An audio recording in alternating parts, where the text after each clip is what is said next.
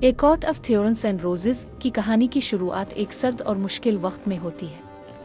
Fire आर्चरोन, जो एक गरीब इंसानी खानदान की सबसे छोटी बेटी है, जंगल में शिकार कर रही होती है ताकि अपने खानदान के लिए खाना ला सके। सर्दी की शिद्दत और भूख की वजह से फायर को एक हिरन नजर आता है जिसे वो मारना चाहती है, लेकिन इसे पता चलता है कि हिरन का पीछा एक बड़ी गैर मामूली भेड़िए जैसी मखलूक भी कर रही है। A court of thorns and roses के तीसरे मंजर में इसहाक का जिक्र होता है, जो फायर का एक पुराना साथी है, लेकिन उनके दरमियान कोई गहरा ताल्लुक नहीं होता, और जब वो फेरी दुनिया में चली जाती है तो इसका किरदार अहमियत खो देता है।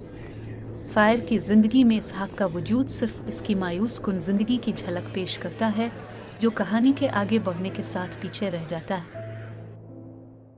बाब 4। फारा को पता चलता है कि जिस भेड़िए को इसने मारा था वो दरअसल एक फेरी था।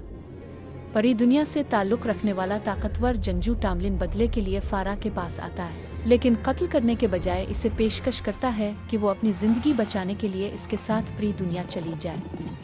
फारा मजबूरना उसके साथ जाने पर रजामंद हो जाती है। बाब 5। परी दुनिया पहुंचने के बाद फारा को टामलिन के शानदार महल में ले जाया जाता है, लेकिन वो खुद को गैर महफूज और उलझन में महसूस करती है।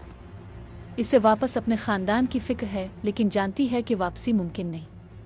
टामलिन इसे महफूज रहने का यकीन दिलाता है। बाब 6। फारा टामलिन के महल में अपनी नई जिंदगी के बारे में जानने की कोशिश करती है। इसे टामलिन और उसके दोस्त लूसियन के रवैये पर शक होता है, लेकिन वो खुद को संभालती है और हालात का जायजा लेने लगती है। फारा को महल में आज़ादी तो है, लेकिन वो खुद को कैदी महसूस करती है। वो यहाँ रहने के उसूल और परी दुनिया के बारे में ज़्यादा जानना चाहती है, मगर अब तक इसे बहुत कम मालूमात मिलती है। टामलिन इसे बावर कराता है कि वो महफूज है।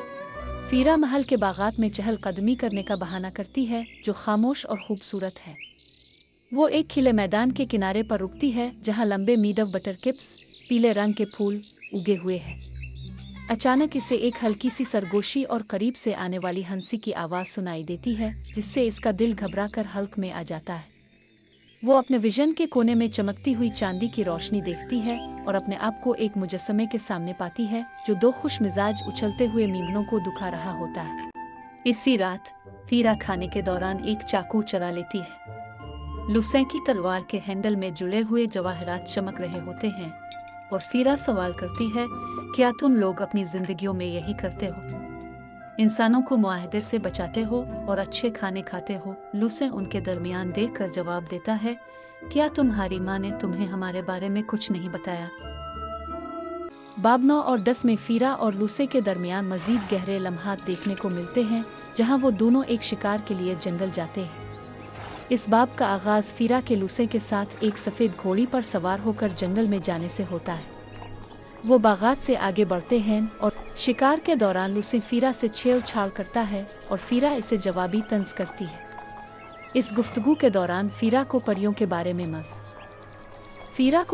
बारे में मजीद मालूमात हासिल होती हैं, ख़ास तौर पर सॉरियल के बारे में, जो एक ऐसा परी होता है जो सवालों के जवाब देता है अगर इसे पकड़ लिया जाए। एक खतरनाक मोड़ तब आता है जब बोब नामी एक पुरस्कार और ख़तरनाक मखलूक का सामना होता है।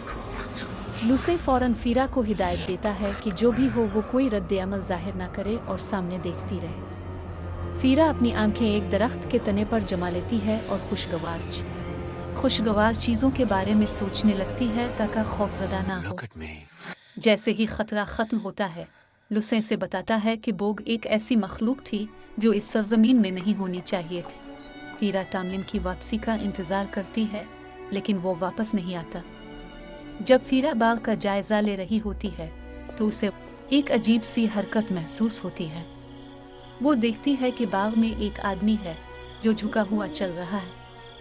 हैरत की बात यह है कि फीरा का बाप होता है।